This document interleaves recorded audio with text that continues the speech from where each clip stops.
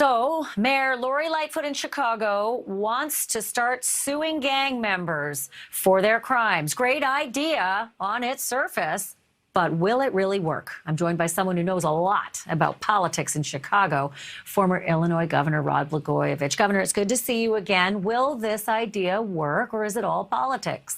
I think it's mostly politics. There's no downside to try to sue a gangbanger who shoots at another gangbanger and then misfires and hits an innocent person. There's all kinds of issues with regard to how you can actually collect the damages if you actually get a conviction in a civil proceeding. I think, frankly, she would be better off and the city would be better off if the focus was what it really is, and that is that this is a war that isn't going to be won in the courts, it's going to be won on the streets. And what she ought to do is hire a lot more police officers. I would hire 10,000 police officers, almost double the force, and I would train them with all the best capabilities available, and I'd make them go after those gangbangers, arrest them, disarm them, put them in jail, and then worry about whether or not you want to sue them after that.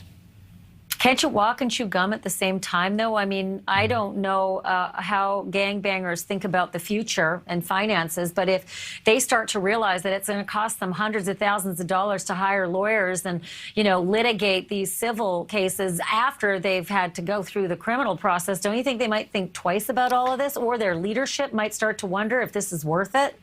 Well, again, I don't think there's really a downside unless it's taken the focus away from the real fight, which is the one that's going on in the streets. As a practical matter, I don't see too many gangbangers responding to a court order to show up to court.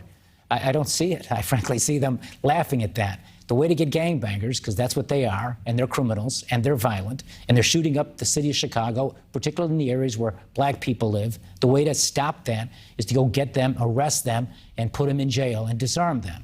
And you need police officers to do it. You can't defund the police. You have to support the police. This mayor long ago lost the police force because she and our governor and some of the other leading Democrats, members of my own party, have decided to declare war on police rather than recognize that for every bad cop, there's 100 good ones.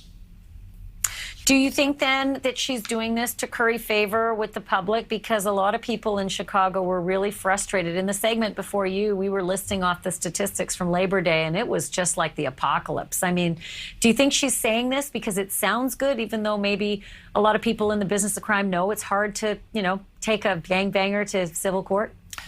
I think it's mostly a political move. It's cynical. It's a way to deflect the attention at her failure to keep the people in Chicago safe.